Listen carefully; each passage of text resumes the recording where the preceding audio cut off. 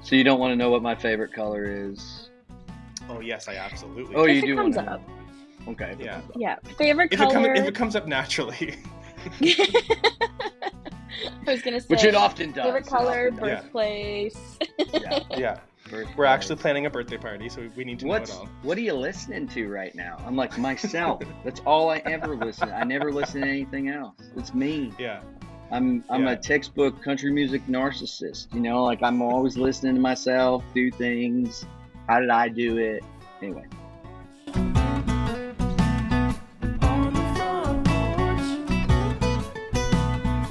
Well, welcome back to another episode of On the Porch with From Porch Music.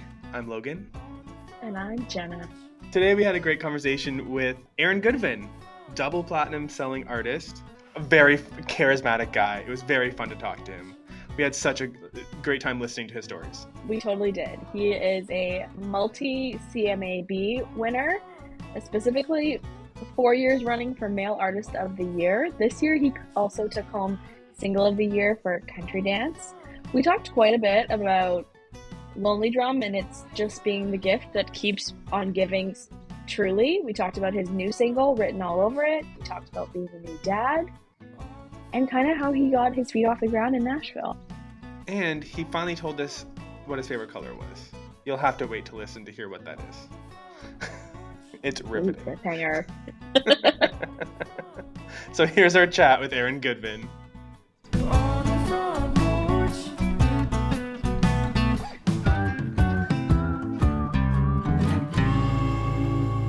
What a beautiful day to be hanging out with Aaron Goodvin on the porch. Not actually, because we're in Ontario where it's rainy and you're in friggin' Florida. So don't tell me I I am missed in this there. friggin' Florida. I know. Today it is rainy, so I'll give you that. Oh, I don't feel so bad. Oh, But- wham. Yeah. But tomorrow is going to be like sunny and 70. It's going to be the greatest. Yeah. Okay, if we're done here. Have a nice day. Just kidding. I'm just kidding. We have so much to catch up on.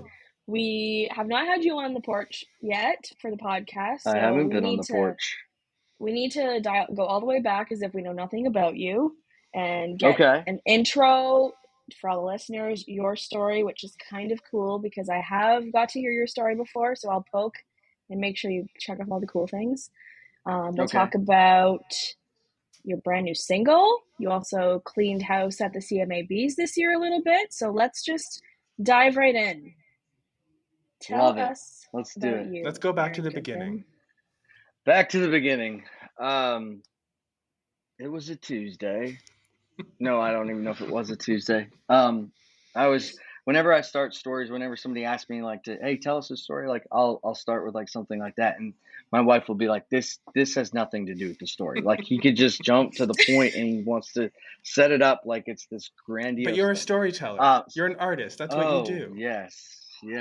Well, you should tell her that. I was born in a small town in northern Alberta called Spirit River. I always joke that we are still looking for the river because there's no river in Spirit River. It's there in spirit, I guess. I don't know. Yeah. There was like a creek behind my buddy Jason's house, but I don't know if that was it or not. It was a small little town, one stoplight kind of thing. And I grew up there very early on. I was a country music lover, basically my family. All my uncles, my aunties, both my parents, they all played guitar. Nobody ever did it like professionally or for any other reason, but to just be together and play country music. They didn't really care to take it anywhere. I was the only one who was. We were talking about narcissism before I got on this call, and that's the only word that's coming to my brain right now. I was the only narcissistic one who was like, I can do that. No. I shall represent the family. I shall represent. Well, and my mom was always looking for ways because I was diagnosed with ADHD when I was younger, so when my mom was always like looking for me to be able to focus on things, like because I had this ability to hyper focus and like shut everything else out and just do this one thing for out. I mean, you should organize hockey cards and do all crazy stuff like that. So she was like always looking for things for me to do that would keep me from getting in trouble. So I loved country music. I listened to it growing up. My my sister and I got a karaoke machine when I was 11, I believe. She would have been 14 or 12 and 15, something like that. And it was hiding in a cabinet downstairs in the basement. We found it one time. We knew what we were getting for Christmas, but we acted like we didn't. And we were so excited because my sister and I just like love to um, perform. You know, it was more about the performance than it was being able to sing or play guitar or do any of those things. So that's kind of when like I started having a microphone in my hand always. Like then all the family would come over and we would all do karaoke songs, and I'd have all these karaoke tracks and we could sing along to you. What was you and your sister's go-to karaoke song there? Well, when it first started, like I mean I was country. Like I just recently like started listening to other music. Like I'm not even kidding, like a couple of years ago. Like it's pretty bad. I was really, really hardcore country. But but like before all that, it started with The Lion King. Of So course. there was my favorite movie, and there was a button on the karaoke machine that said vocal. It's called like vocal fader or something. So you could put any CD in and hit that button, and it would like take the lead vocal out. Oh, Like neat. not perfect. Yeah. It was really cool. Not perfectly, like just not take, like, like, oh, I can't hear it at all anymore. But like they enough became the that you background could singer. become right, enough that you could become the lead singer. So I love that. So I did all the karaoke songs, all the Lion King karaoke songs, and then like some of the earliest ones I remember were like, oh man, like there was some Garth Brooks in there. There was some Clay Walker stuff in there. I remember singing just basically like any big country song that was coming out, and I was born in '85, so do the math, I guess. But I need your rendition of like I Just Can't Wait to Be King. Oh man, no, I need well, the on yeah. I wanna be Yeah, that's the one that you need to do. Yeah. Yeah, so we did that. It's funny that you mentioned that because on the last tour that we did, we actually did a piece of I Just Can't Wait to Be King. Maybe that's why I thought this, because I saw the tour, and maybe I've already heard this. Maybe. Okay, well, we want DSPs. Let's get a cover. Let's do it. A cover of Aaron Goodvin. I Just Can't Wait to Be King. It's what the people want. Yeah, it's what the people want. Shortly, I was kind of in high school. I had a couple of guys that were like played in bands and or liked to play, and so I started my own band. Everybody told me to hire the hired guns, and I was like, no, I'm going to be stupid and start my own group.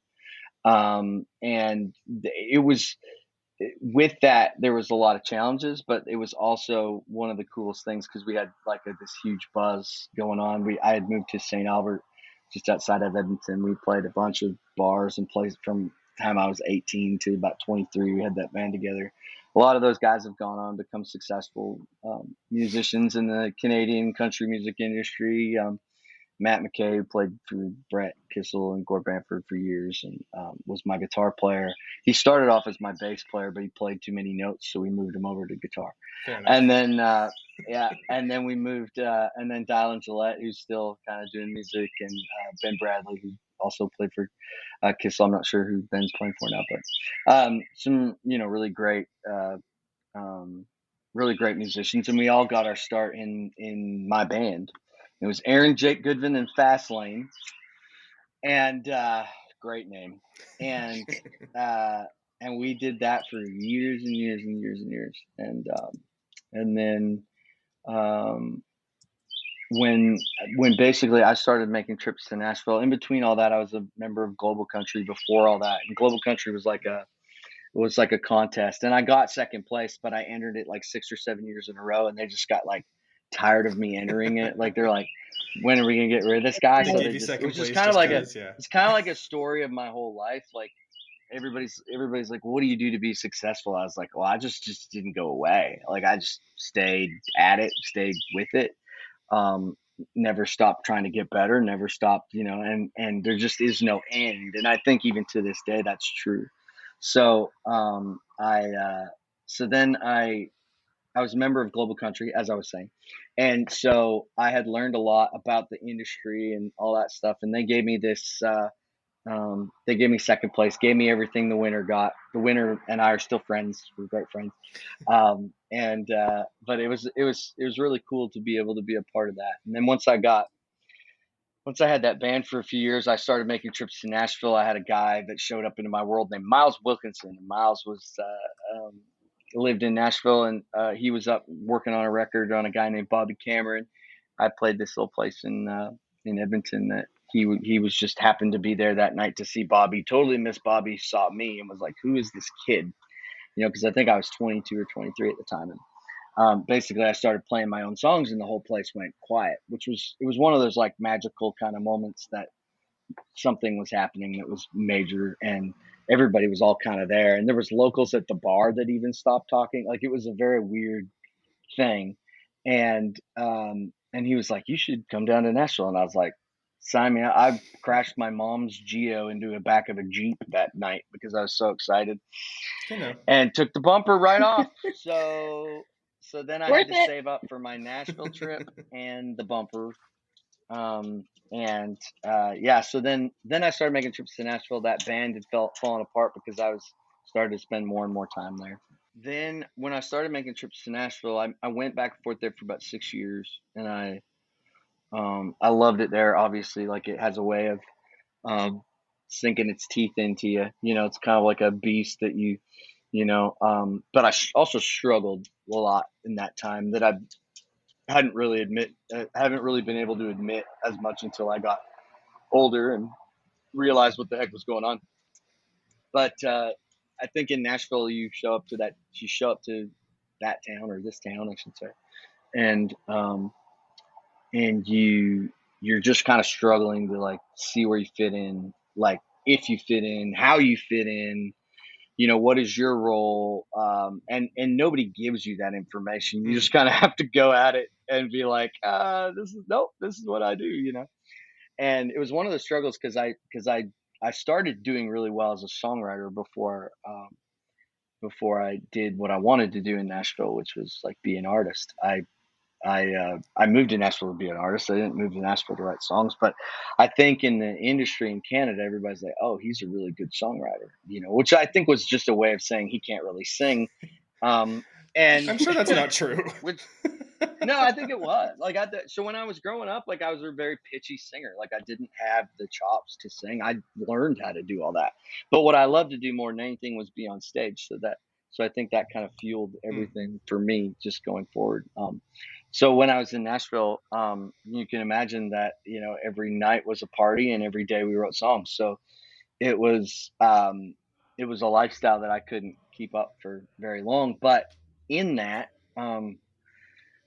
about the second year that I'd actually moved there, so this has been basically 2 years. So this would have been 2013.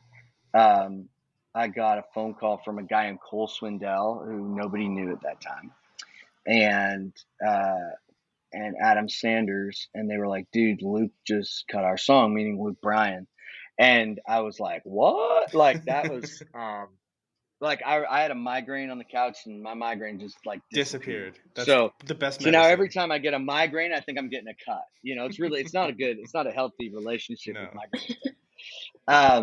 And then that really, like, that was kind of the thing that was like, oh shoot, it was so validating. I was like, man, I belong.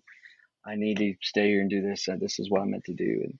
And then the cuts, like, started to kind of roll in, and it was all of a sudden, it was like there was like 3 or 4 or 5, 6, there's just a bunch of them. Cole ended up cutting one, Jon Pardi cut one, so I had some people that were doing some stuff, and then it was about that time when I realized, I was like, I love every song that I write, but, like, the songs that I was writing was not really what I wanted to be doing musically. I mean, I was good at it, but musically, I was like, I have this vision, and so I cut a few songs. And long story short, Johnny Reed had heard them. Johnny Reed, he was trying to buy some publishing company, and there was, like, a list of songs of this publishing company. The first 10 were written by me and Bart Butler, because Bart Butler was Jon Pardi's producer, and Jon and we were best friends. I mean, he was the best man at my wedding, and so Bart was like, Bart, they got all these songs, and Johnny was like, I know Aaron. Where did I know that name from? Your impression is phenomenal. And he's like, Aaron Goodvin. And I said, and so he calls me up out of the blue one day, and he's like, hey, I heard these songs, and like, what are you doing with these? Like, what are you doing, basically?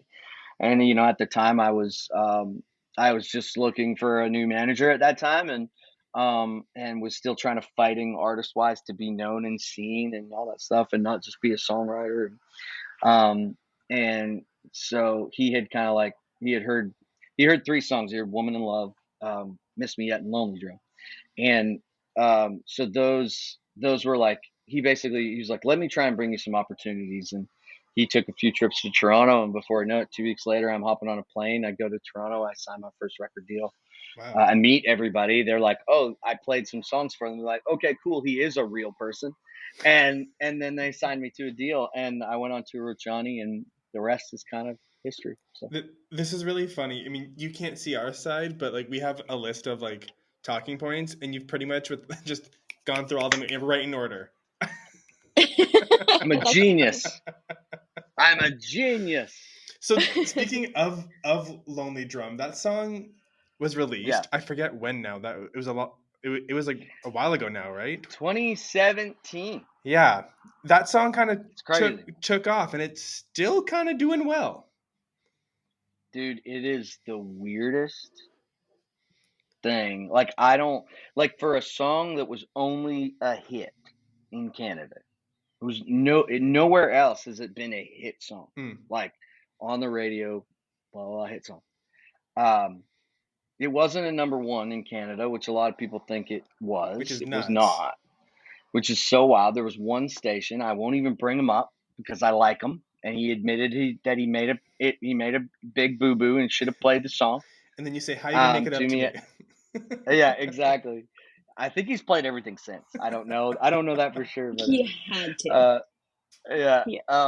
But great guy. But like, he was like, man, I missed it.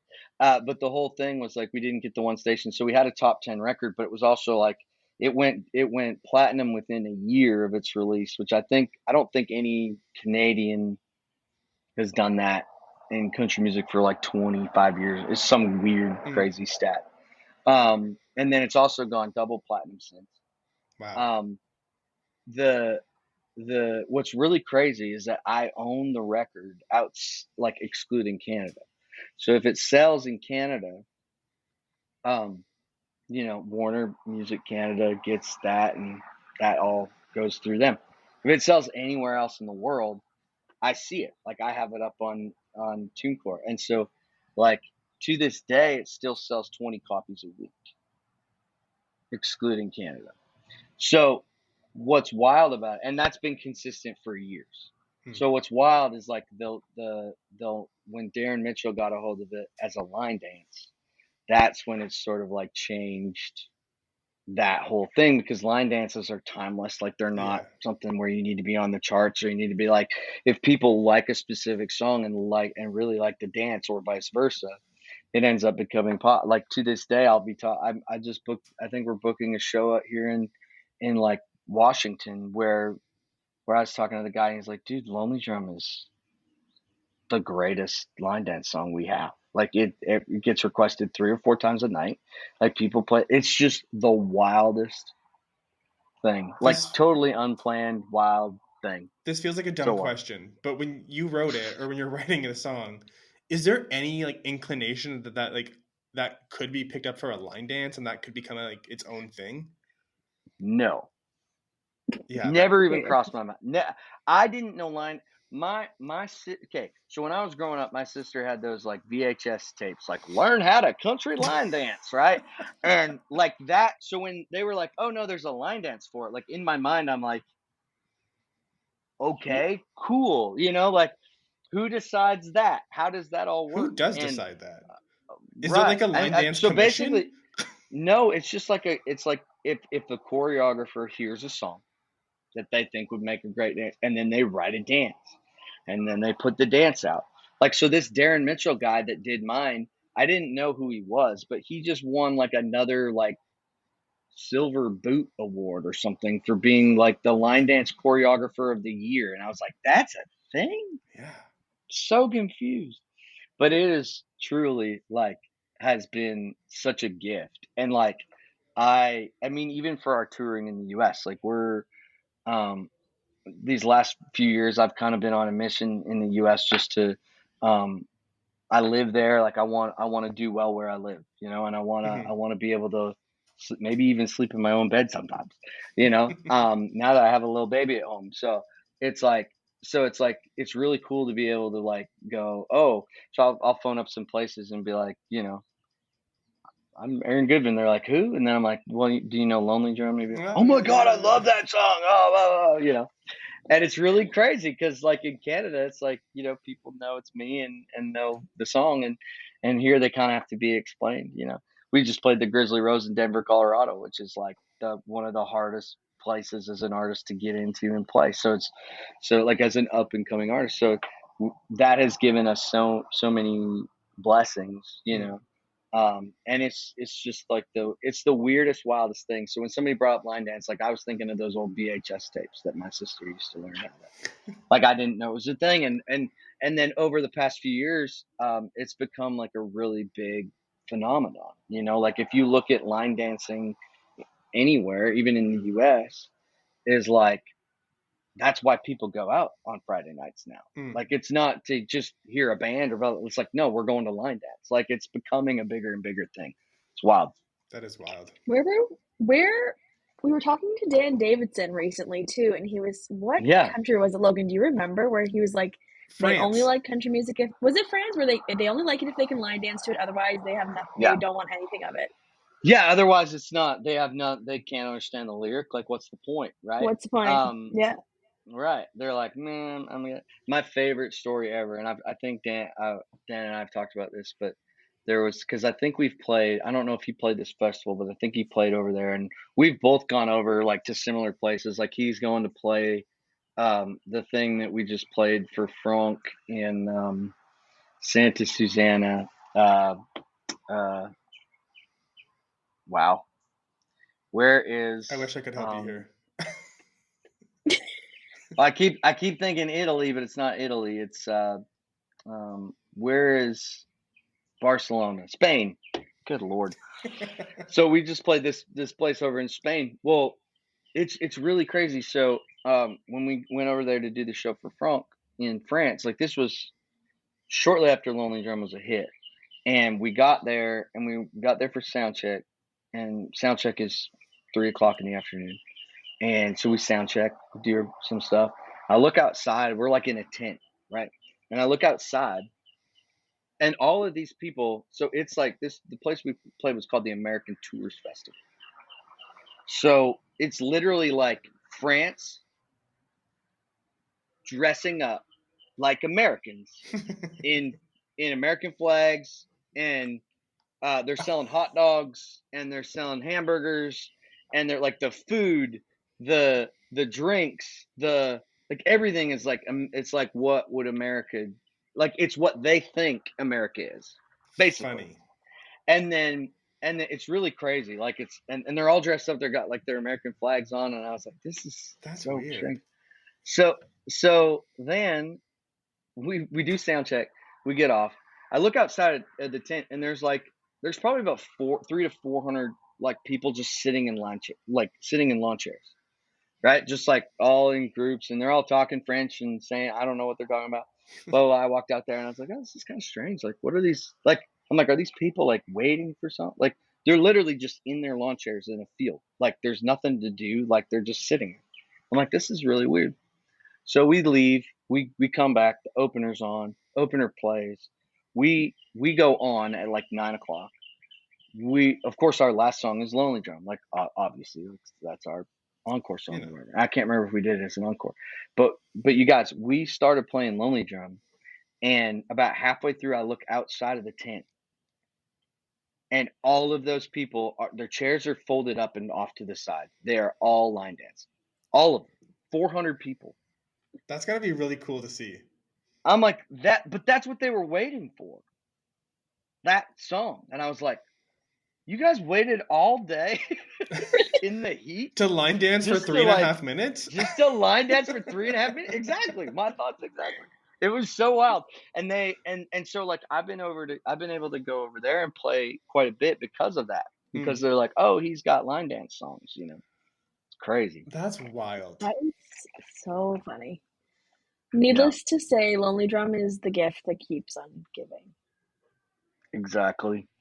Love that. It Love really that. is. Yeah, it really is. I can't believe like from the day that we like, when you write something like that. I'll just add one more thing about it. Is like I had a feeling, and I don't know what that was, and I've Hmm. never really felt it since. Like I I mean I get close sometimes where I'm like, oh, but I just knew that the moment that song was done, I remember when I got the demo and I started playing it for people. People were like, "Holy shit! Like, what is this?" Like they couldn't even figure out what it was. Like they couldn't put their finger on it, and um, and it sat like I wrote it in 2014, so it sat there for almost 4 years before it was a hit. So we pitched it around town. We had like every artist, like there was so much action on that song. I think everybody was just so scared to sing it. Hmm. They were so scared to just like be that dude that sings that song. And I was like, this is the biggest song. Like, and when I played it for Johnny, and he's like, oh my, like this is it. And I was like, are you sure? Well, it's such a fun song. Like you can't help but at the very least tap your toes while Totally, you're listening to it. totally. And it's like I said, I've never really felt anything since. I feel like there's times like that where it's like the perfect timing with the perfect people in the room and like all of that stuff that has to line up to make all that work and Hmm. make all these big things happen. I think it's just like you don't get that every day. And so I'm so glad that we didn't lose it. Yeah, definitely. So Okay, let's put the Lonely Drum to rest for now. I'm sure tomorrow you'll get more streams and people will hear it. I actually heard it on the radio this week. amazing. But I love it. tell us about your country music Alberta Awards weekend. It was a big Yeah, weekend, as usual. The Alberta crowd party's hard, but you took home they do. Single of the Year for country dance, but you also took home Male Artist of the Year. So how was your weekend? Yeah, it was crazy. I was pretty blown away with both of those. Like I feel like I have an incredible like amount of support with Alberta, and um I just really feel so strongly about the younger generation and artists, and I still think I'm young, but like I just know that where like from where I came from and where like the people that were involved early on in my career, if I did not have those people, I would not be here. Like there's no way. So I played in like it was a no brainer for me where when I found out that the Country Music Alberta Awards were on this Sunday night, and I had already booked a show. I was in Wichita, Kansas, playing line dance music, basically, not playing country dance and only drums so they could dance to it. Yeah. And they had dances for Boy Like Me and a few of my others. It was weird. Didn't even know that was a thing. And um, so I played there, and then I had to drive 3 hours, so I got a ride. It drove me 3 hours to Kansas City, and then I took three planes and got to Edmonton by like 2:30 in the afternoon, 2:40 Three in the afternoon. planes?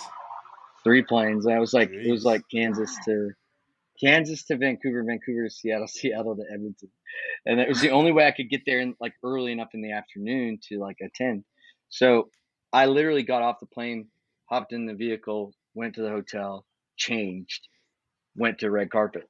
So I was so tired, and people were like, well, I'm surprised like you came, and I was like, why? Like I'm like I just feel like so like I know that's a big sacrifice, but for all the things that not even that organization, because when I left town, I didn't Country Music Alberta Awards I didn't even know about Hmm. until I think it was 4 or 5 years into it. Like, it was very small in the beginning, and they had to grow it. And um, but then they would like message me and like, hey, you want to come play a song, or you want to come do this? And I'd be like, yeah, of course. So I always try to make it back. But like I just feel so strongly about all the young people that because I feel like they're all looking for somebody to help them and figure this thing out. And it's not easy. And like, I had a hell of a time, and I could tell them all exactly what not to do. And if that's what I go down for, then I'm happy with that, because like I've lived a lot. I've made a lot of stupid decisions that I shouldn't have done. I still somehow ended up to be where I am, which I'm so grateful for. And I just like, that's my way of giving back. Like, there's no other way for me to really do that. Like, the CCMAs and the Country Music Alberta Awards, that's what that's for me. So when I win awards, like, I was so blown away. Like, when, first of all, I never win single of the year, and I especially don't win single of the year when like High Valley and Tennille Towns and are in the, I think Tennille was in the, I'm like, what? Like, but what that did for me was, like, it showed me how big country dance actually was in Alberta. Like, I don't live there, so I can't, like, I don't get it, like, a really good sense of like how many people are listening to it.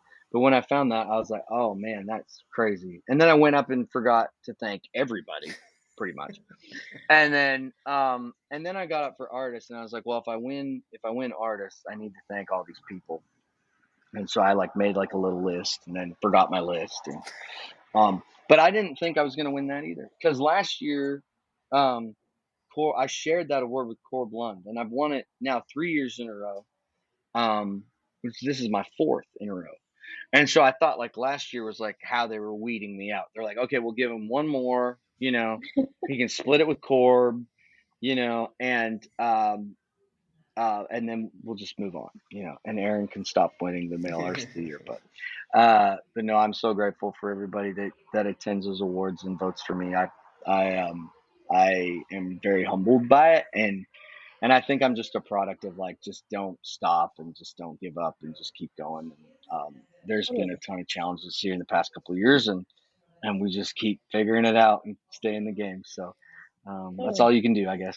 I think these associations, a lot of them, like, they're so beneficial, but I think they only work when there's artists and industry people involved in it who are at all levels of their career. They're Right. like someone Yes. for newer artists to look up to and to even get some advice from, to get a chance to talk to them Right. and even see them perform elsewhere. Just these associations are so helpful, but I think they're only as helpful as the artists who participate. You're so right about that, and I guess that's why I don't know. I guess that's why I feel like I need to be there for that, and it's not a thing. It's not even a financial thing for me. Like, because it's not. They also don't, like, smaller, like these kind of provincial ones. They don't have the budgets that the major ones have, and so that throws like another wrench into everything. Where it's like, okay, luckily I fly a lot for shows, and I have a lot of points. And my parents live in Edmonton, so it's easy too. Convenient. But it's like, and I got a lot of friends, that I could crash somewhere. So it's the main thing is, I think, is just trying to be there for the younger ones who are trying to figure it out. I honestly, I probably identify with a struggling artist more than I do a successful artist. Like, I'm still to this day like that guy who still feels like he's like still fighting, like still trying to get recognized, still trying to get people to know who I am, blah, blah. Like, just, I'm always doing that. And no matter how many people know me, I'm like, there could be more, I'm just like, I have that, I have that thing. So I'm constantly like just trying to work towards something. But I also remember I remember being that artist who had no clue what he was doing, attending his first CCMAs and just being like, what am I supposed to do? Yeah. Speaking of some of the artists that you like to have taken time to invest in or spend time with, who are some of, like, we like to promote emerging talent too, so who are some of those younger artists that you're like, people need to keep their eyes on these kids? Yes, I love that. So my wife and I actually recently started a production company. So we're one of my favorite things to do is to help younger people just get another rung up the ladder. And I feel like our way of doing that is through music and songs. And I think like my wife's a song girl, I should say. She knows her songs and is very good in the publishing world. And then I've got a lot of connections. Just I live in Nashville, so I write with a lot of guys that are great at production. So it's so we're kind of A&Ring some projects for some younger artists that I think are going to be amazing. The one that we're working, well, there's a couple we're working on now that we're really excited about. One would be Basil Bauer. Mm-hmm. I know it's a crazy name. Do you know Hometown Basil? Boy. I do. My Oh, his nice. dad used to play fiddle and tap dance together. That is the Yes. So strangest thing I ever. know Leahy, right? See, Lady, yeah. I grew up watching them on CMT. Like they were on CMT all the time when I was young. Yeah. They were So technically really my cool. first concert was seeing Leahy. That is so great. I love that. Well, I love that I Yeah. brought him up then. Yeah.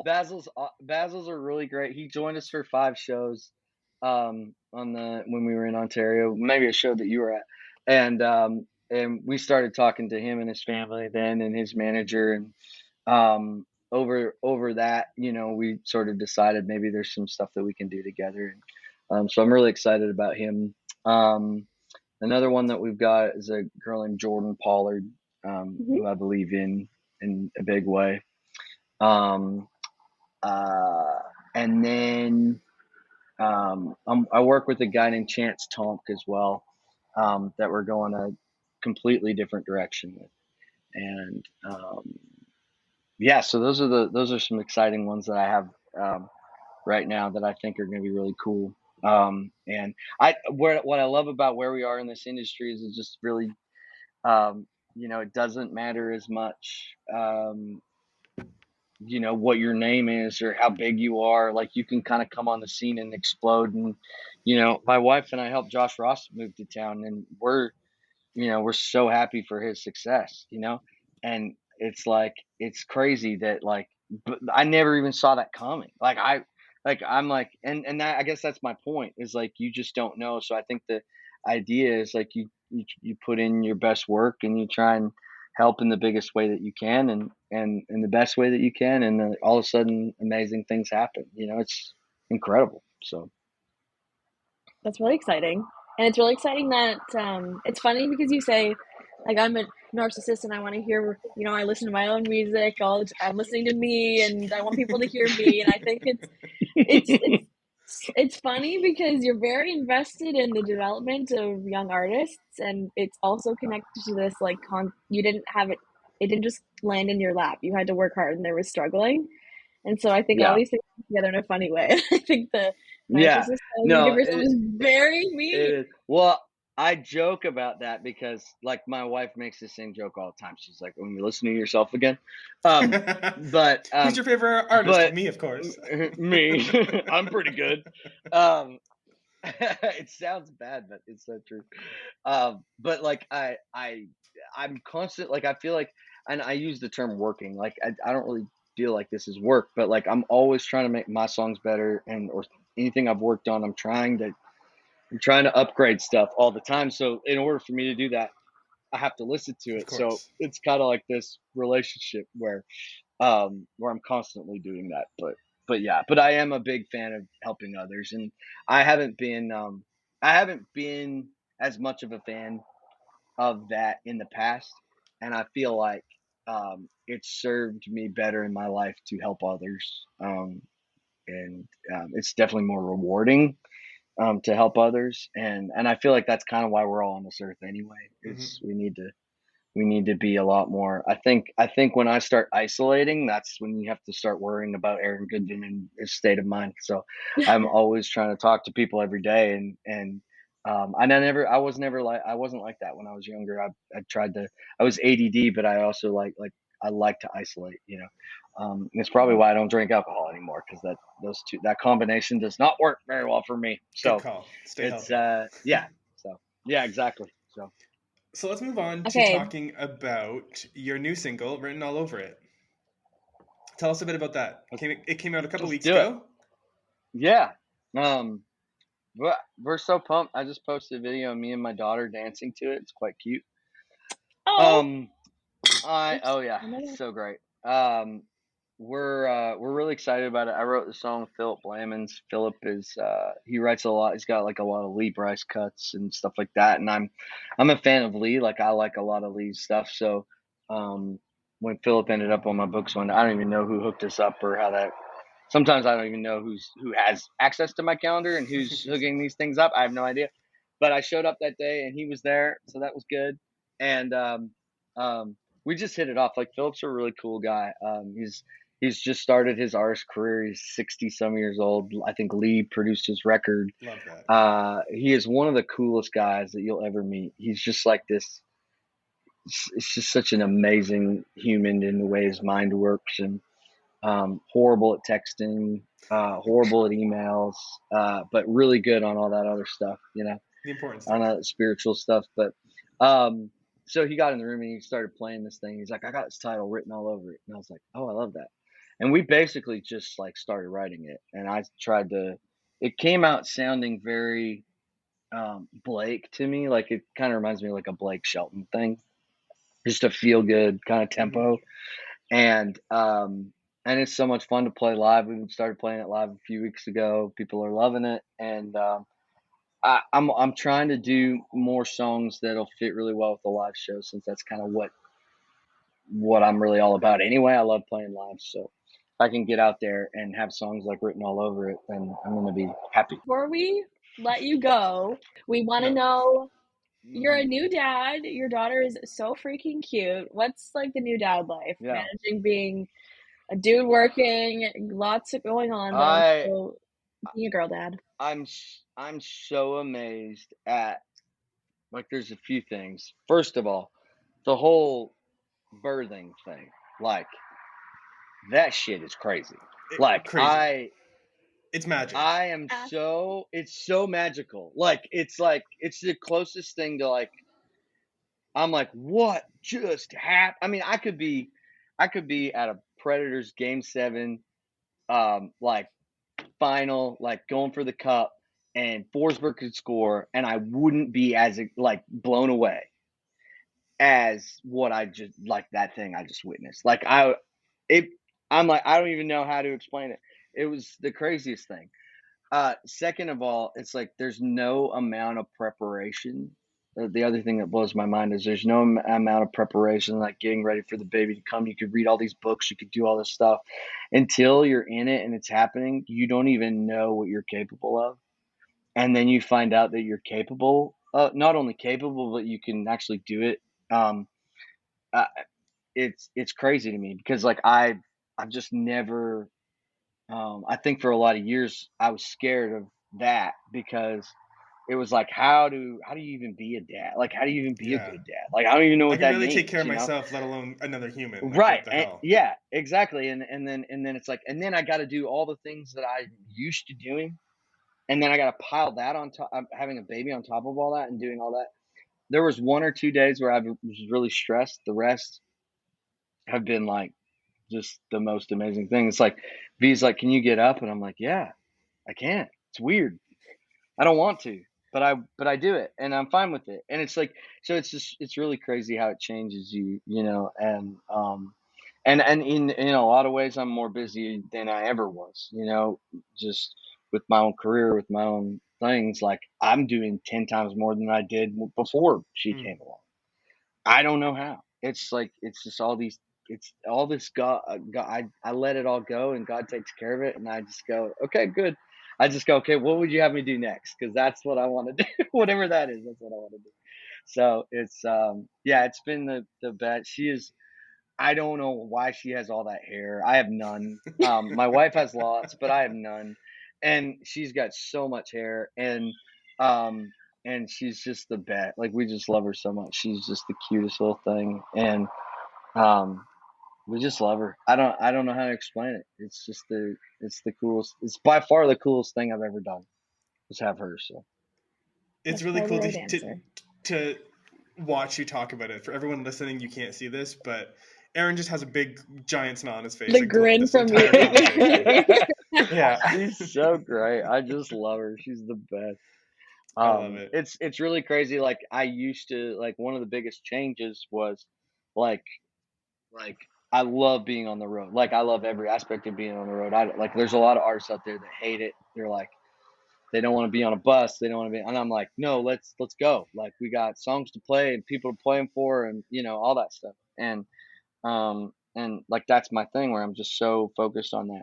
And now when I leave, all I can think about is like, oh my God, I'm gonna miss out on something, because like that she changes every day. Like she just recently learned how to go from like a cry to like a screaming cry. And I'm even worried about missing that because like she's got more pipes now than she did before. And I don't want to miss the first time, so it's just like, it's all those things. Like I went away to Colorado. We had 3 shows in Grand Junction and Denver and Omaha, Nebraska. And then we came home and I was like, there's things that I was like, oh my God, she looks different. He's like, you're crazy. I was like, no, she looks different. And she looks more like you, which is good news because that means my prayers are being answered. Woo! She looked a lot like me when she came out. It was scary. It was so scary. I was like, this is not what I prayed for. The delivery nurse said, she has a full head of black hair. And I said to my wife, I said, do you have something you want to tell me? and she gave me the finger and I laughed and we're still married somehow. I don't know. That's very funny. It is very funny. Well, Aaron, we are coming up to the end of our conversation here. It's been an absolute delight to get to know you a bit. What's coming up next for you?